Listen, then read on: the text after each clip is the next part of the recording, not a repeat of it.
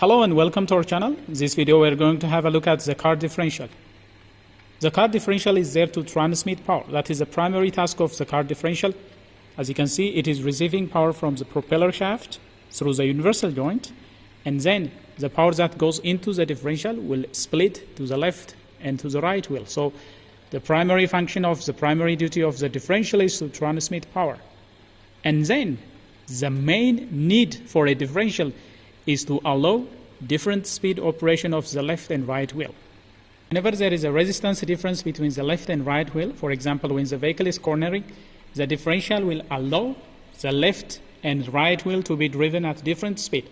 That is why we call this configuration a differential.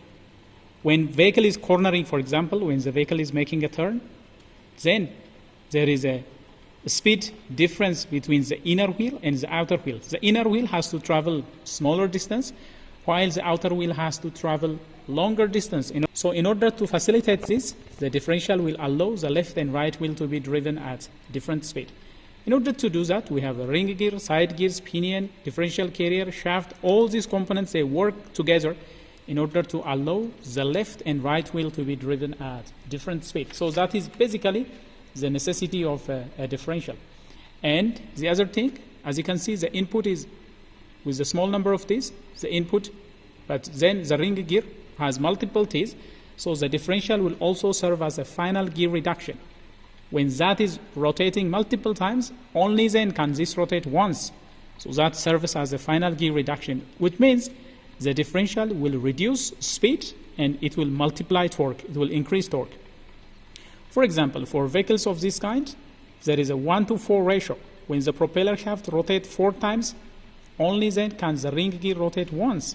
So that means torque will be multiplied 4 times, whereas speed is reduced by 4 times. That is another function of the differential. It serves like a final gear reduction. And it will split power. Power coming from the propeller shaft is a single power is input to the differential. As you can see now, it is splitted to the left and right wheel. Then it will go to the drive axles of the left and right wheel. So by doing so, the differential will also split power.